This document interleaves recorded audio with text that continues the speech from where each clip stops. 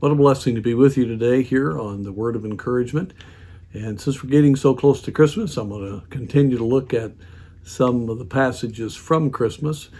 We looked last week at Matthew chapter 2, looking at how Herod and Jerusalem were troubled by the Magi coming in. And I'd like to follow up on that from Matthew chapter 2, when Herod was mocked, he felt, by the wise men, the Magi, when they were warned by an angel not to go back to Herod, but instead go a different way back to the east, back to the Parthian Empire in the Euphrates River area.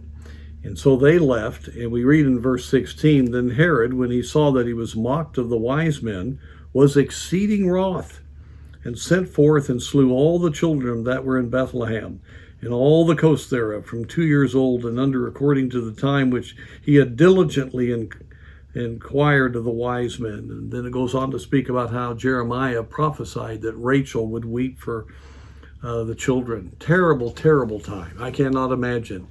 You think about what Israel just went through with children being slaughtered. That gives us a little idea of how horrific it was for those people there in the Bethlehem area. And when this occurred, you would have thought that Jesus, of course, would have been in equal danger, which he was from a human standpoint. But we read in verse 19, "But when Herod was dead, behold, an angel of the Lord appeared in a dream to Joseph in Egypt." Now, why was he in Egypt? Well, God had warned Joseph to leave. And so before the soldiers came, Joseph went to Egypt. And he took him by night, back in verse 14, Joseph did, and departed into Egypt.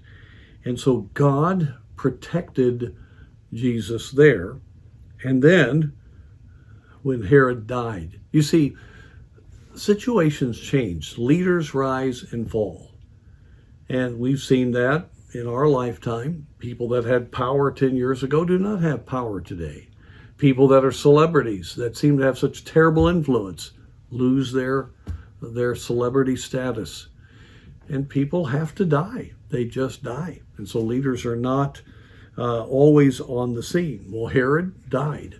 And so the angel of the Lord told Joseph that he was dead and that he could take Jesus now up to Nazareth and that it would be safe. I say all that to say that despite the impossible situation that Joseph found himself in, God supernaturally led. He intervened. And the key was Joseph obeyed, and God protected them all the way around. We have stories of that for God's people throughout the ages, how God leads and guides and